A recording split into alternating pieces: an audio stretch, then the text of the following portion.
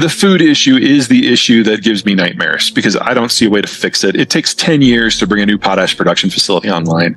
And the Canadians got started as soon as the war began back in March. Well, I mean, they started in March, the war started in February. But they're hoping they can speed it up and get meaningful replacement volumes up by 2029. We only had a disruption out of the Russian space for fertilizer production of about 1/3. And Mother Nature was very kind to us the world over. Most of the world's farmers had great weather all year long. And everyone had a fertilizer reserve. Well, the amount of stuff that is getting broken down in the Russian system is accelerating. Mother Nature is probably going to be her normal self next year. Yeah. The initial forecast, especially for the Western Hemisphere, don't look great. And everyone has already used their reserves. So we should expect significant fertilizer shortages sometime in 2023. The country to watch is Brazil, because they're the world's largest fertilizer importer.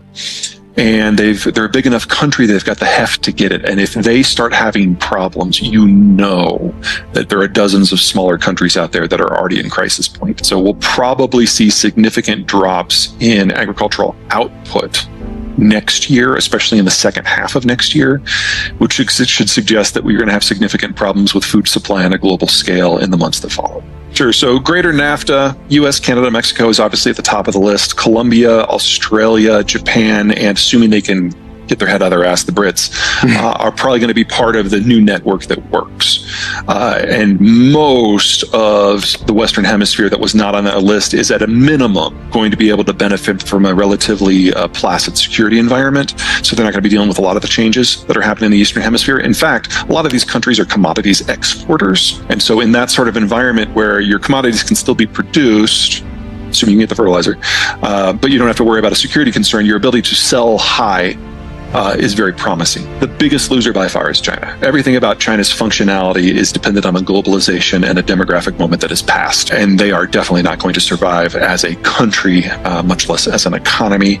I think we're in the final decade of the European Union, because without that Russian energy, there is no German manufacturing model. And without the German manufacturing model, you don't have the money that is used to keep the EU in existence. So, I mean, can you imagine what would happen with the Greek debt crisis if the Germans didn't have the capacity to write a check? That's the environment we're going to be in a few years. Add in terminal demographics, and parts of Europe can go their own way and be reasonably successful. Scandinavia, I'm very bullish on. France, I'm very bullish on, but the rest of it looks really, really dangerous. Wow. And then I am really concerned about Sub-Saharan Africa and South Asia, because they import almost every speck of their potash and their phosphate and their nitrogen fertilizer.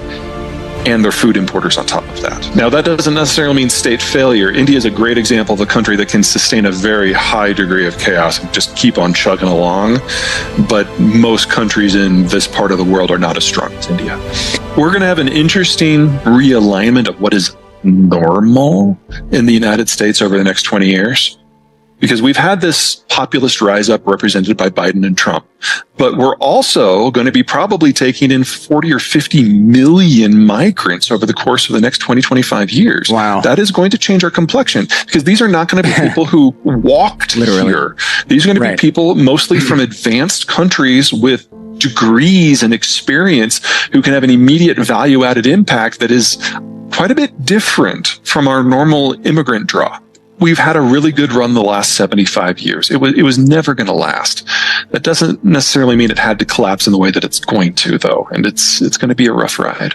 We have phosphate shortages because the Chinese are terrified about food shortages. So they've blocked all exports. That's going to last for at least the rest of this year, probably all of next year as well. We have a nitrogen fertilizer shortage because nitrogen fertilizer is synthesized from natural gas. We were already looking at high natural gas prices nearing record levels before the Russian invasion, and Russia is also the world's largest exporter. So a lot of fertilizer producers for nitrogen have already stopped operating in Europe because they can't afford the gas anymore. And then 40% of the world's potash comes from either Belarus or Russia, and that has now been stopped. Right. So we're looking at a chronic shortage globally of all three, and we know that means that a lot of poorer farmers around the world are not going to use fertilizer or not going to use enough. And for everyone else, it's going to just be the single largest line item for them, so they're not going to be able to afford to do anything else. So we are looking at the beginning of a multi-year food shortage, multi-continental in scope, this year. And of course, Ukraine is going from the world's 5th largest exporter to a net importer, and it will not come back for at least a decade. You're right, Canada is where we get most of our potash. We produce most of the nitrogen ourselves, and the phosphates that we don't source within North America either come from Morocco or Israel, and those supplies are safe. But remember, there is no tool to cut off American food exports. So food, at least for now, is still in a semi-globalized environment. And in that environment, you're going to feel the pain. But it's not like we're going to be dealing with food lines or food shortages here in the way that sub-Saharan Africa or maybe South Asia, maybe parts of China, and definitely the Middle East. We're talking about food price increases that are significantly higher. We only had a tripling of food prices in the Middle East the last time we had any sort of disruption. This is going to be at least twice as bad. Yeah, I mean, Russia's primary export market is the Middle East. Ukraine's secondary market is the Middle East. That's just not happening this year, and that's independent of the fertilizer program. That's a big part of my life right now, is just figuring out how long it's going to take to get replacement systems up online. And I'm not done, but spoiler alert, you're talking a minimum of 5 years. You break down globalization. What this whole talk is just a very small part of it. You break that down, and we've exceeded the pre-industrial carrying capacity of the planet. It's only with fertilizers that we're able to keep 8 billion people alive. And so if you remove the industrial level inputs that allow that to happen, we will have famine. It will be worst in the Middle East, probably second worst in China, because that system hasn't fully broken down yet. And then it's a toss-up for number 3 between sub-Saharan Africa and India, Pakistan. And the only reason that India and Pakistan, I think, are going to come out of this okay is we're the first stop out of the Persian Gulf, so oil, natural gas, they're okay-ish. And they have, on multiple occasions, shown that if they just throw a bottomless supply of people at their agricultural sector, they can get sufficient production by substituting labor for fertilizer. Now, that has other economic problems, but it does mean that mass famine can be avoided to a degree. India, some of the decisions that the Indians have made over the last 50 years that we look at as just economically silly, like every time the farmers throw a fit, they back away from whatever the modernization program was. And that has always been dumb in a globalized world. In a non-globalized world, that's actually pretty smart. I like to say that India has looked more or less like it has today since the time of the 5th century AD in the Hindu kingdoms. And nothing as small as the end of the world is going to change how India functions. This is just India. In the West, what we think of as the geography of agriculture is changing radically, because they're shutting down nitrogen fertilizer fabrication in Europe because they can't get the natural gas at a price point that makes sense. And then, of course, phosphate is from the east, and potash is from the other side of a new iron curtain.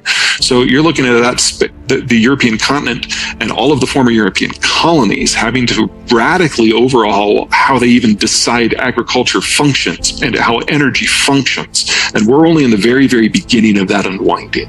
And so if you have an American president who thinks he can ban the export of crude oil in order to protect American consumers from high oil prices, they'll absolutely do it. So we can have a floor on prices here of about 70 and a ceiling here of about 70, and a floor everywhere else is at least 150, probably closer to 200.